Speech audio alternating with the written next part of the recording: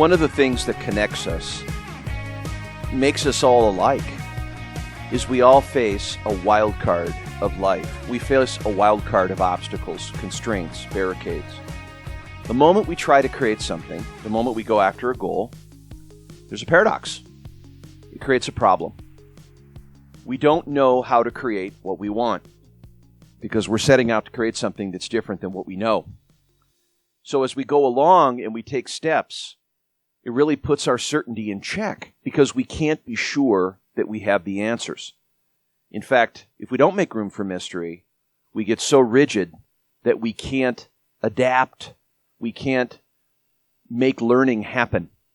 And for the conditions of learning to be present, it means that we follow a pattern that naturally is made to suit our goals. See, and that sounds different than, well, you set out to create a goal, let's go create it, and let's get really worked up, and let's get really confident about the goal, let's imagine the goal, let's believe in the goal, and all that. And really, you don't need to. Because what will determine your behavior is the underlying pattern that you set up. Now, you might be asking, well, what's the pattern? What's this pattern? Do I just live in it? Do I just go with it? Does nature seek me? Does reality get to know me? No, not really. The pattern is a relationship pattern. It's a pattern between what you want and what you have. It's a pattern called structural tension. It's what artists know. It's what the outcome of a film is, where the director or the producer or the editor starts, and then they film the film out of the scenes. They film it out of sequence so that you get to see it after it's all edited. How do we know how to edit it? We have a vision. We have an outcome. We have a lovely picture of the way the film is going to go. We start there. It's like a North Star. It orients us to what decisions we need to make today. We put things in the right place because we have a vision. But we shot the film out of sequence because we have that vision. So along the way, learning will happen because reality is an acquired taste. It's not predictable. It is what it is. We all say it. We all say it is what it is.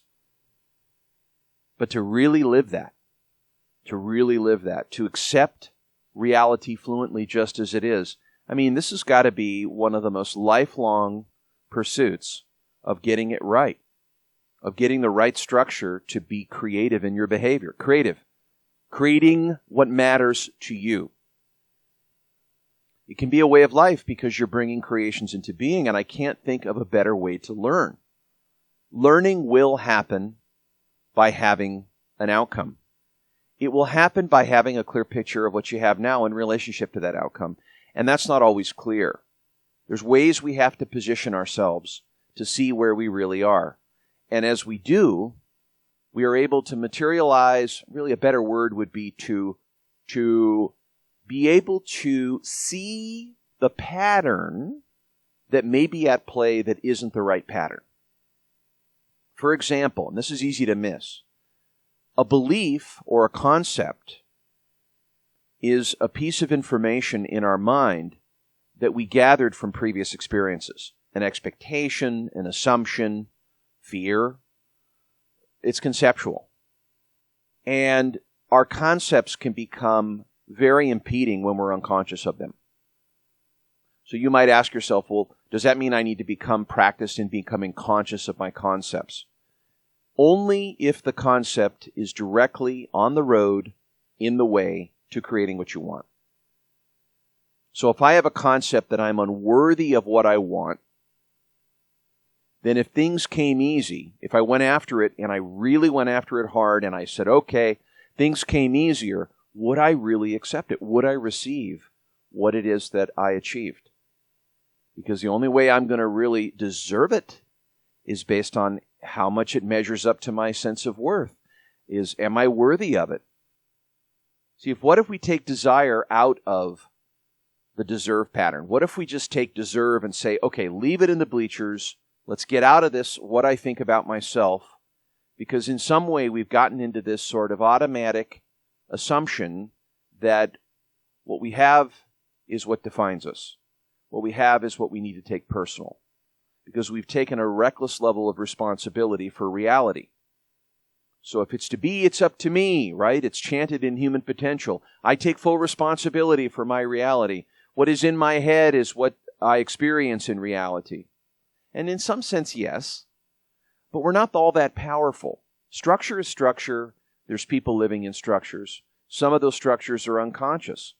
Some of them are very conscious. And the good news about goals and learning and behaving differently, which is what a goal gets us to do, if I'm going to create optimal health and I'm going to focus certain habits, my propensities to do things a certain way, my eating patterns, my physical movement, so forth, I'm shaping those patterns out of the big idea that matters. Why am I learning new habits? Because what I want to create matters to me.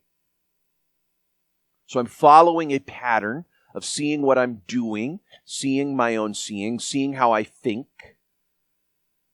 on behalf of or in service to what it is that I want. And as I do that more, I'm able to see more clearly, fluently, what current reality is, accurately, rather than edit reality. And so one of the biggest obstacles that I find with creators, entrepreneurs, achievers, anybody going after anything, life itself, wanting a better life, wanting to create change, all that, is you will have the impeding factors of data points that you've collected from the past. I mean, it's the brain's natural system to automatically make judgments, to make sense of things, because it's a storage survival. It means that you have information that you do not need. Okay, let's take it out on our dreams. Let's keep the information that we think we do because we're going to predict the future with it. We'll rely on it. The problem is that we can't rely on it all the time. We rely too much on our own mentality, on our own beliefs, our own assumptions, without the right data to check it out. And this is what gets in the way of our relationships, because our listening and communication gets borrowed, burglarized by our assumption of another's intentions. And then we, of course, fuel a feeling based on that. So what I assumed the other person was trying to do caused me this feeling. The feeling made an action created a consequence, and there you go. And maybe we can see an unintended consequence, something that we did not want, but yet it played out based on how unconscious or unaware I am and unable to regulate my cognitive processes. So if all I'm doing is going through life just downloading thoughts without doing any thinking, then I should be very, very unsurprised about where things might go. So it's like looking down at your feet and walking, looking down at your feet, walking, and you look up and you look around you and go, where am I? What is this?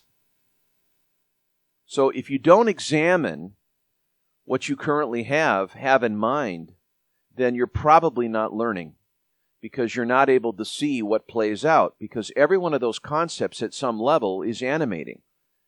If I don't think I have the power to create what I want, and I'm not assuming you should assume you have the power to create what you want, because you won't know what's possible until you create it. It doesn't make any sense to even believe you can create what you want. Creating and believing are not the same. But when we make it about the belief, then we take action to build up that belief. And do we have a good enough belief? And when things don't go wrong, we start to self-examine. And then we get overly concerned with our belief. And we need better beliefs, and we need better beliefs, and all that. And indeed, I mean, yes, we do have beliefs. And some of those beliefs can be very harmful. Yeah. And so how do we get a hold of those beliefs? Reflection on the action we took. Reflection in the action we're taking, reflection for the action that we're going to be taking. Reflection is the only way to change our history. It's a powerful statement, Humberto Maturana. And so the point is this, is that as someone would say, the obstacle is the way. It's a classic cliche. When we say, oh, well, the obstacle is the way. That's really, I mean, it's good to say, yeah. It's the right idea, but when we really get down to it, when we meet obstacles, internal obstacles, this is interesting.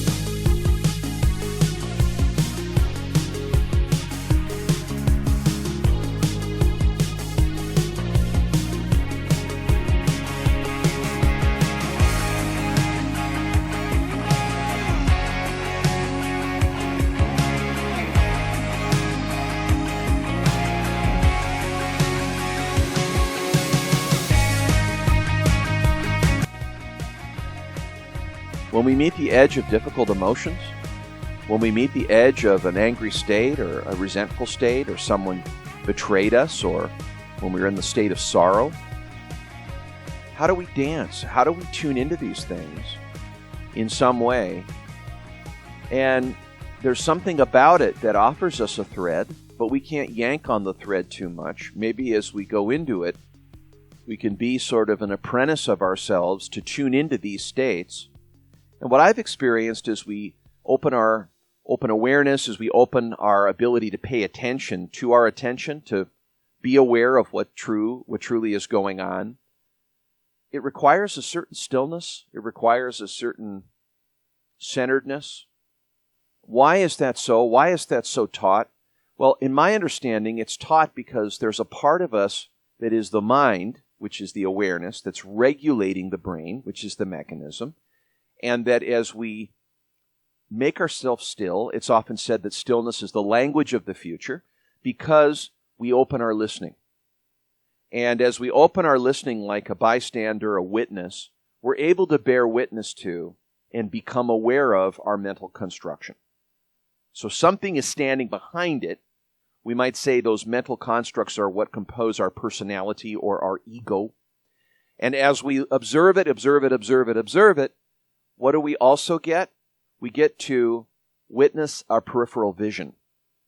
Because whatever is in addition to what we make sense of, we might also be able to see, and we can call that insight.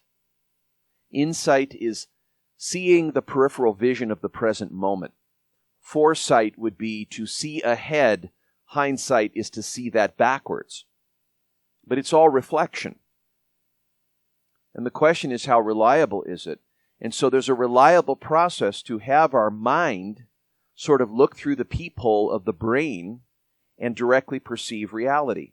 And what happens is we activate wisdom.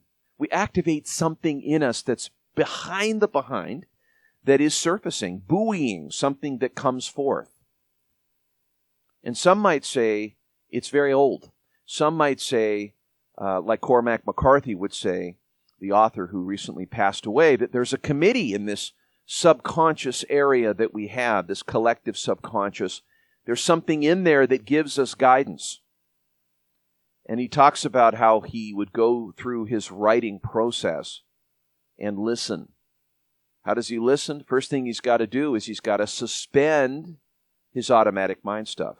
That's called suspension, which is the capacity to see rather than download.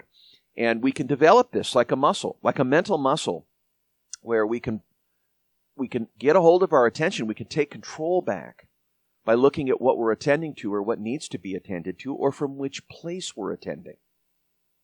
So if we're creating anything, what's the place from which I'm attending? If I'm listening to my children, what's the place from which I'm attending? Who's attending?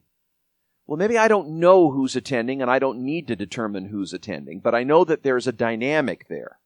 There's a process of separation between the content of which I am making sense of things and the awareness in the back that's seeing what's being sensed. And that process is a process of learning, because I'm presenting myself a more comprehensive understanding as a full human being of the subject matter at hand. And what does that give me? It gives me more intel. So awareness becomes a source of intelligence when it isn't handing me what I already thought, but I know the limits of thought and I'm really learning to think. And I'm moving from a fragmented way of looking at life, one part, making distinctions, looking at an event rather than opening up and seeing a whole pattern. I can see and sense the system that I'm in, and then if I bend the beam back to my sort of self, the deeper self, something more authentic, something behind the behind, I really get a sense of navigation of what do I need to do?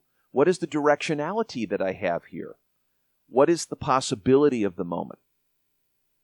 Reality becomes your teacher. So it's not that you don't use your brain, you just need to use it for the right things. It's like you make it the apprentice. You let this soulful person behind all of it take the wheel back, and then you ask the brain, would you like to come along with me? Let's carry out a few things. But we don't over-rely on the brain all too much, that there is a process of learning.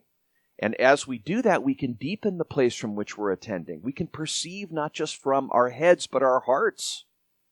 And instead of cynicism, like judgment, we can open our hearts to understand what is in other people's shoes. We can see from their points of view. We can get perspective from where our children are, from where our partners are, from where others are, our strangers are. We can find that place. And when we do, something is activated in our hearts that is of a different tone. It's kinder. It has a different temperament. There's something softening there that is attending, that isn't swords and shields, that isn't cynicism, that isn't disconnection, that isn't spooked about vulnerability. There's something there that's emotionally intimate. And it starts with respect, which is treating another as a legitimate other. And that's something that we can consciously choose to do.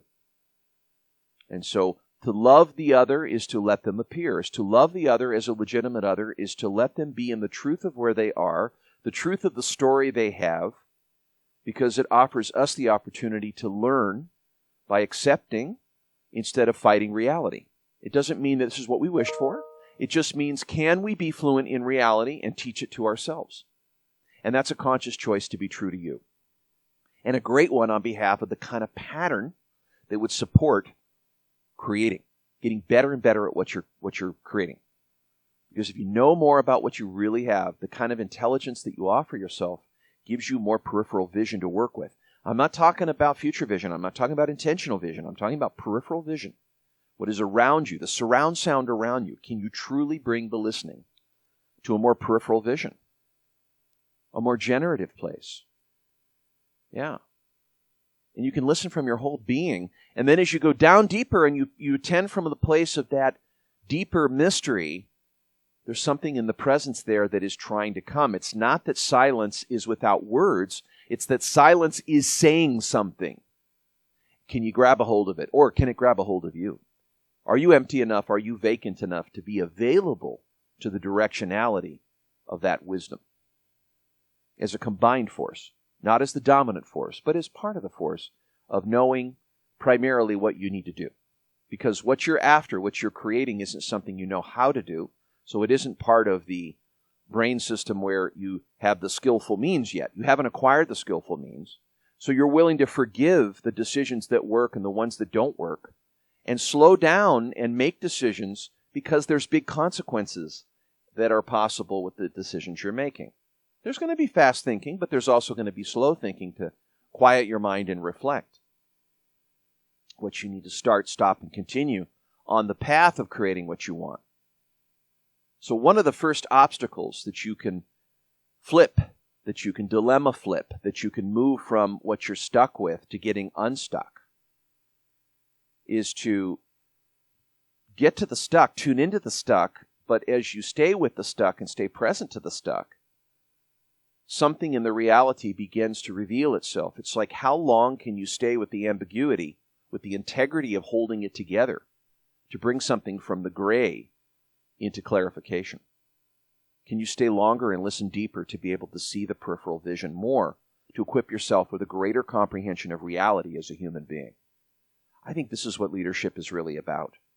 It is about creating new things and improving your ability to do them, of course. That's the backdrop. But why you create or how you create it is by learning, and deep learning happens by following a track, following nature's pattern.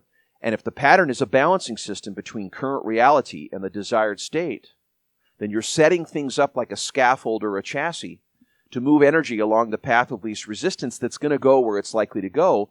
And the only thing it can do in a balancing system is to seek equilibrium.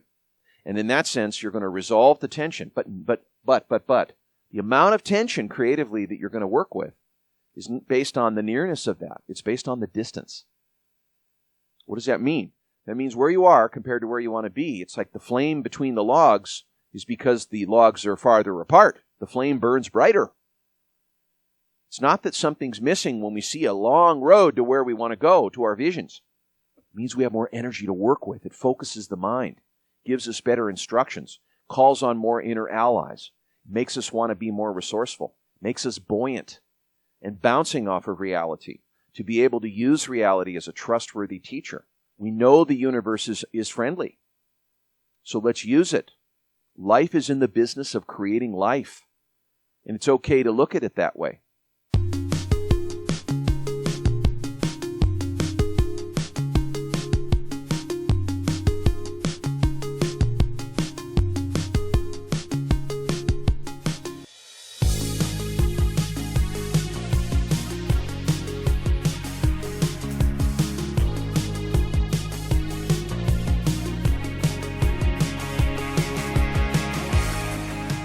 So if we want to solve some of the deeper problems, meaning the issues that come up, the impediments on behalf of what we want to create, how do we convert those visions that we want by virtue of the opposition and then transform those into action?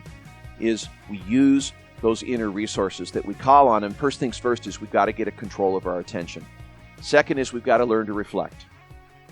Is to learn by trial, learn by experimentation, having a lab mentality. Means that we soften our edges. We don't have expectations.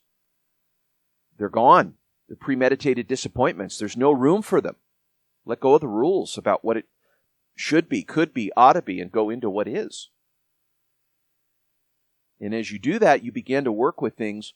As you try new things, you begin to see, does it work? Does it go towards what I want? Does it not? Does it bring me closer to what I want to create? Does it not? And as you develop that muscle, that tolerance, that intestinal fortitude, you can hold space over time with great toleration. And as you do, it's a matter of, well, as you're creating, you enjoy the process. Sometimes it's difficult, sometimes it's easy, but you embrace both. But you keep your eye on your vision, what matters to you, and you keep your eye on what you have now and what the patterns are that are revealing themselves to you. What is this leading to? What are the consequences that this led to? Did this work? Did this not work? What do I try now? So resilience is our ability to see reality directly in combination with our improvisations that reality makes us buoyant to try and to stay with the things that we begin to learn, to modify our plans on behalf of creating and to stay separate from them so that we don't get too caught in the emotional tension. Because the emotional tension is that part of us that cooks us. You know, the anger, the frustration, the setbacks that we have to go through, we have to assimilate at that stage of the creative process.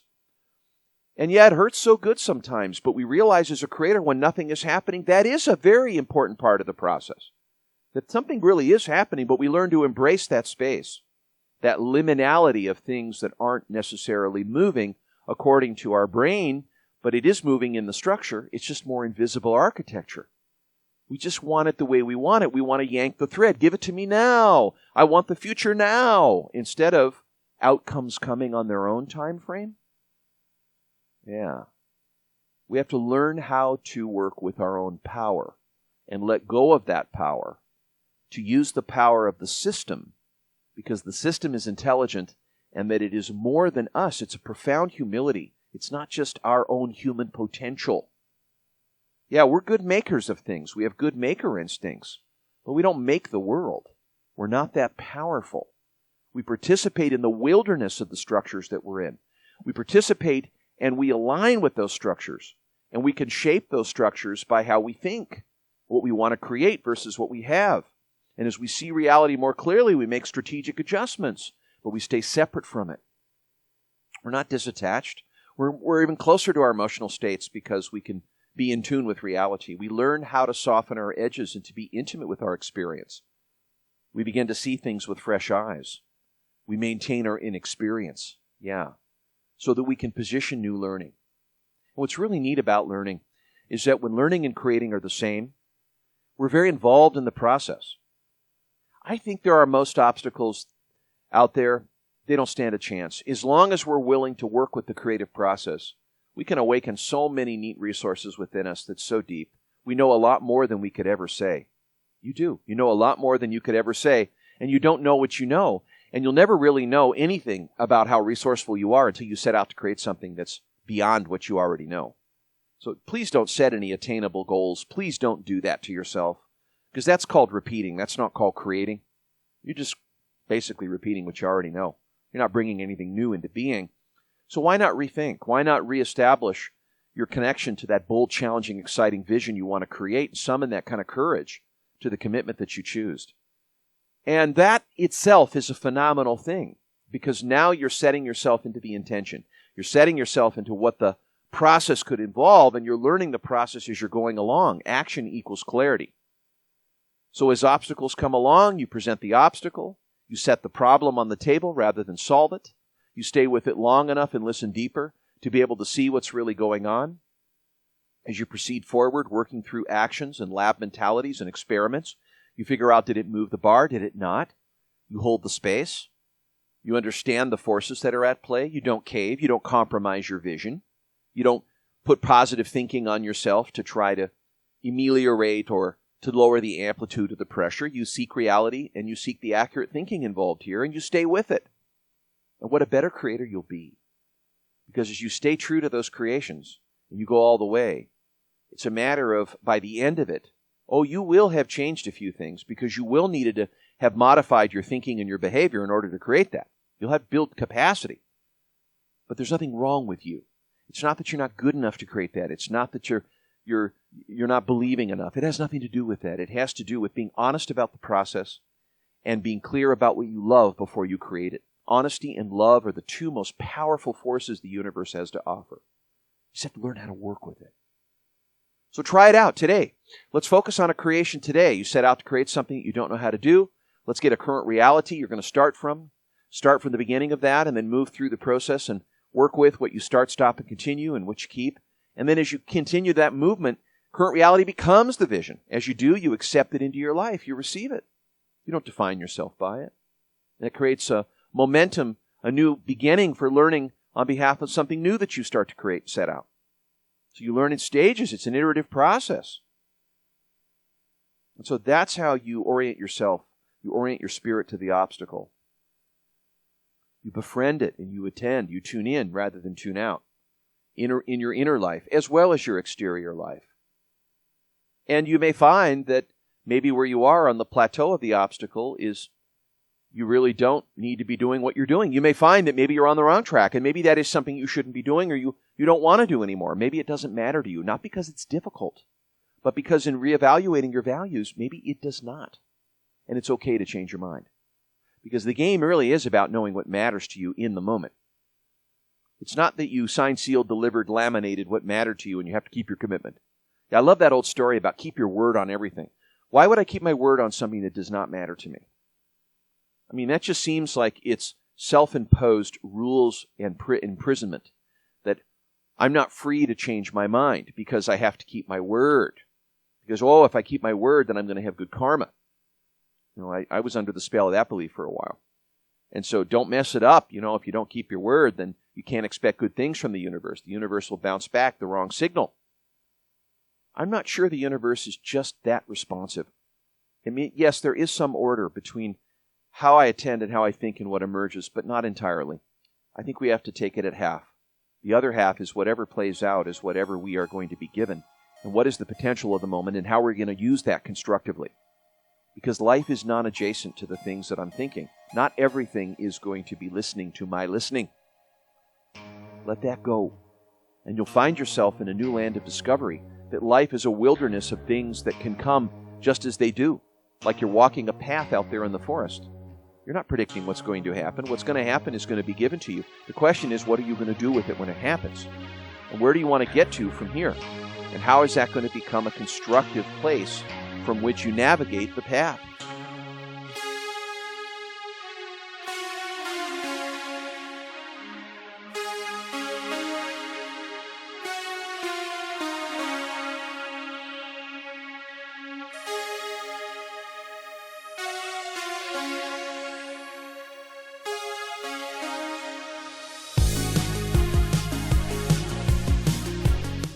Learn the path by walking. It's action confidence.